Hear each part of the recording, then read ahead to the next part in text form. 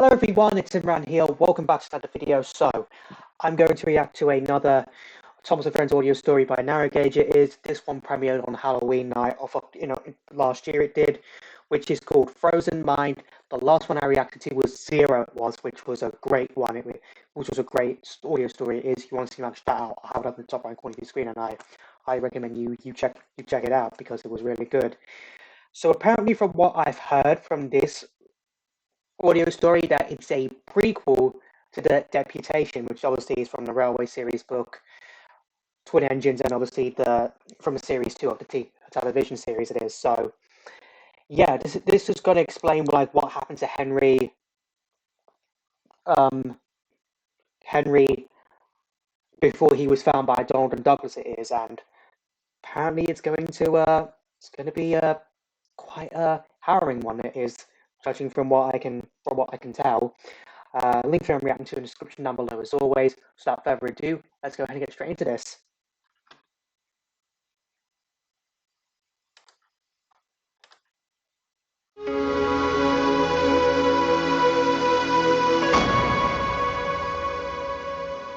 Narrow gauge. I was wondering what else I should react to today, and then I was like, I looked at this video and I was like, you know why not? I'm nearly done catching up on all the audio stories. Snow had come early to the island of Sodor. It was far heavier than it usually was. Every single line was buried under a thick white blanket.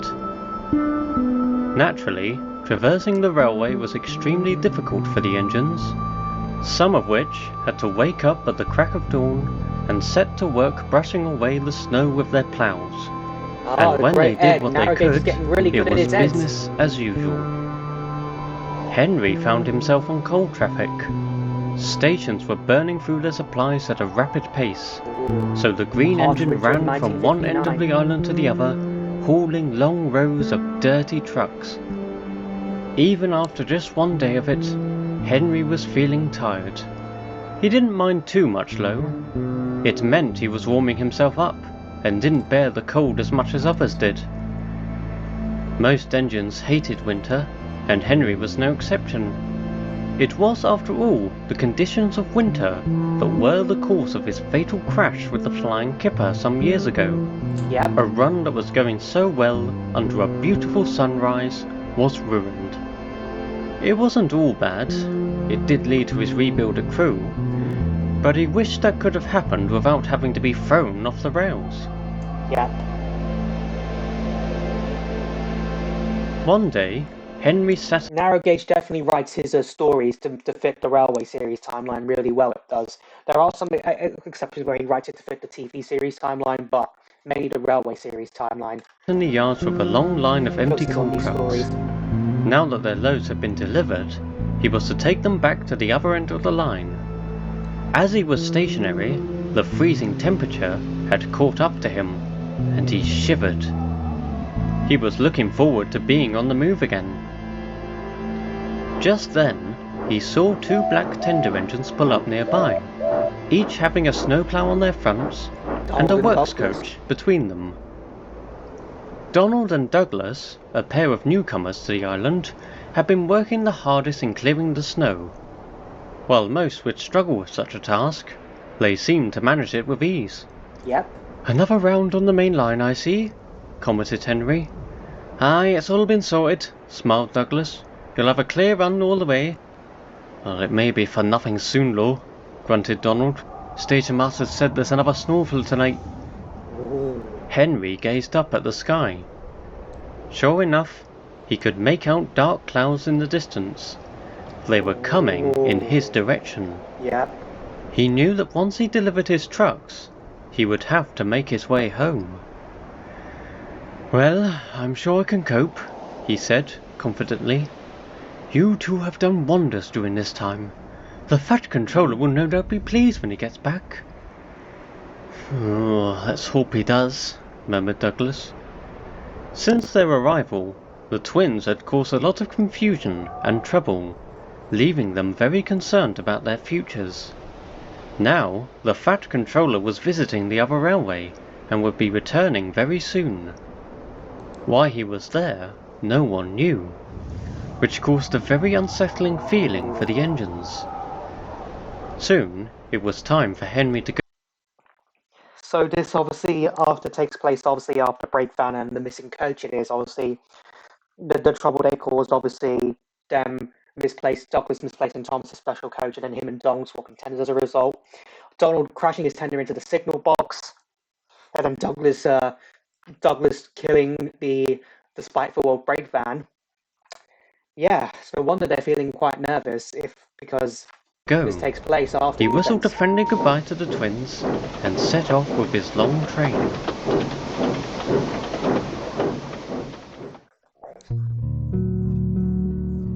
The light was quickly fading away by the time Henry was halfway across the island.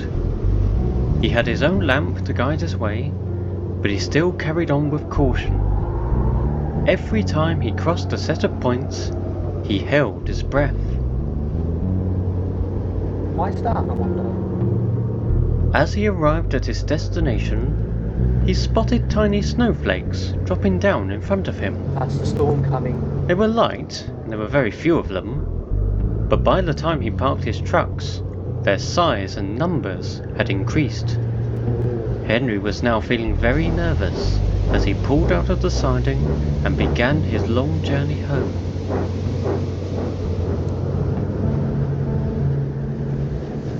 On the main line, the snow was in full force. Henry could see nothing but an endless stream of flakes, blurring his vision. Not even the warmth of his firebox could protect him from the biting temperature. He pressed on though, thinking of nothing but his cozy shed. He could make it, he could reach it, and when he did, it would be all fine. Suddenly, Henry hit something hard, forcing him to a reluctant stop. What happened? His lamp revealed a large lump of snow in front of him, blocking the entire line. He tried to back up, but his wheels merely slipped, and he didn't move an inch. So this is Henry. The driver and fireman jumped out of his cab and stumbled around their engine. That's how he got stuck in the snow. "Oh, you're not going anywhere now," stammered the driver. "You've really got yourself stuck." The crew soon spotted a cottage nearby and hurried over to phone for help. As Henry waited, the snow was quickly building up around him. Too quickly. He wasn't too worried just yet. Surely help would come. He wasn't actually going to be left out here.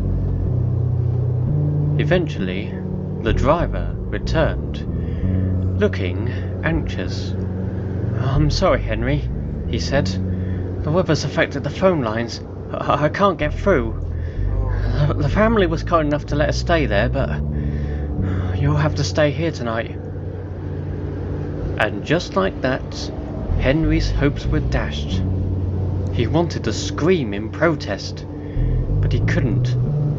His lips were so shaky it was impossible to make a sound. All he could do was watch in silence as his driver returned to the welcoming cottage.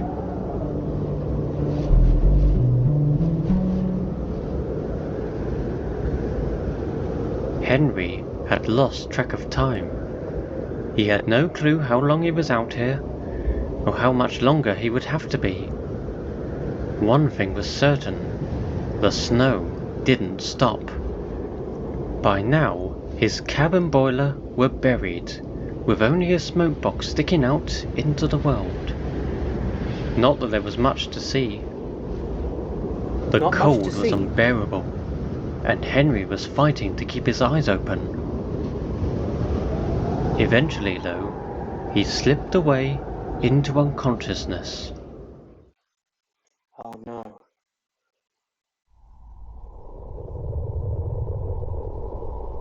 Henry couldn't describe what he was seeing, or how he was feeling. He was standing somewhere, a plain black space, with nothing surrounding him. He could still hear the chilling winds, but that was it. No snow, no tracks, no hills, or that cottage in the distance. Nothing. Henry tried to think. He tried to think of what this was. Where is he? No ideas came to his mind. He then began to think about where he was, before he shut his eyes. But he couldn't. He couldn't think about it at all. Why is that? He can't It wasn't feel that he anything. couldn't remember where he was, or didn't know. It's just, he couldn't picture it in his mind. His mind's all The frozen. snow, the main line, the cottage. His mind was blank. Henry then tried to think of something else. He remembered his conversation with Donald and Douglas earlier that day. He tried to imagine that in his mind. It was reasons, after all. Surely he could picture it and what they said. He saw nothing. There's nothing. By now, Henry was nervous. Or at least, he tried to feel nervous. But that didn't seem possible either. He's completely frozen. He realised that since ending up in this state, he wasn't really feeling anything. He wasn't feeling afraid or confused, but he certainly wasn't feeling happy or calm. If he could, Henry would be getting anxious from this alone. He ignored his thoughts for a moment and tried to see if he could at least feel something. He remembered the freezing temperatures from where he was. He can't because the cold's taking over him. He can't do anything. He's completely frozen. He is just completely still. He can't feel anything. He can't say anything. He can't think. He's just frozen. He's frozen. Though he didn't want to, he tried anyway to feel any cold chills within him. He didn't. He didn't feel cold at all, nor did he feel warm. Again, it was nothing. At a brisk pace, Henry went back and forth between thoughts and feelings. Anything. He just wanted anything. He tried to feel angry, upset. He even tried to feel happy, as odd as that was. He fought to think about his happiest memories, like his rebuild at Crewe, It's not or happening. the times he pulled the express. And as much as he didn't want to, he tried to imagine his worst memories. Being left in a tunnel, the many insults thrown his way, and of course, that dreaded kipper crash. He made many attempts, and all of which ended in failure. That's horrible when you can't Henry think of anything. stopped trying. He just sat there now, alone in this dark, empty space, devoid of anything. No landscapes, no buildings, no people, no engines, no thoughts, no feelings, no emotions. Nothing. He couldn't even feel his own presence. Henry was completely hollow. Horror. Nothing. In the ambience of the wintry air, a new sound could be heard. One that caused a stir in Henry's consciousness. The familiar puffing of an engine. Donald In and Douglas. fact, it sounded like there were two of them. Henry's eyes were heavy, but he gathered enough strength to open them. Through his blurry vision, he could see the area around him was brighter, and not a single snowflake was falling. He also made out two engines, charging the snow in front of them, trying to clear it away. Knowing help had arrived, Henry had a sudden urge to make his presence known. His ability to speak hadn't returned yet, but there was another way. What is it? Taking Whistling. several deep breaths, he built up what little steam he had left and let out 2 short blows of his whistle. A voice cried out, "Lord's sakes, Donald, it's Henry!" By now, the big green engine was beginning to feel again, and the first thing he felt was delight. It was Donald and Douglas. They had There we managed go. to spot him in the snow and were horrified at the state he was in.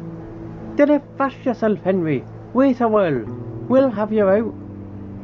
Now reassured, Henry fell back into silence. The twins were quicker than expected. They cleared the entire track, and Douglas pulled Henry out from the snow that had nearly consumed him. His crew soon returned from the cottage and examined their engine. Thankfully, there was no damage done, and after a moment to warm up, Henry was able to move under his own power. But he didn't leave before giving his gratitude to the twins. "I don't think I would have lasted much longer if it weren't for you two," he puffed. "You were splendid."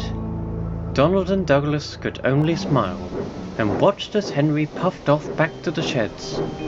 He was in need of a well-earned rest. On the way, he thought back to his experience that night. In all his years, it was the strangest thing to ever happen to him. Being frozen in a complete state of nothing, losing all ability to feel or think of anything. He prayed that he would never have to go through it again. One thing was certain though. Henry's opinion on winter had not improved. No, definitely won't improve after that.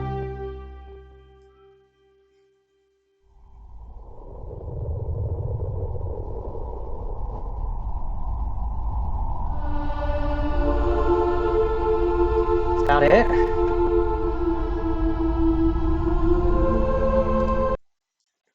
That must be one of the worst things to ever go through. Your mind you're just frozen. You can't feel, you can't think of anything. You're just in empty space, hollow, unable to feel or think anything.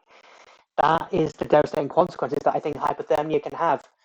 Once it takes control of you, that's it. That literally is just it. You can't feel or think anything. It's no wonder Henry acts so like a wuss during some of the winter episodes. The Kipper incident, and now this one from the Deputation, is why he's like this.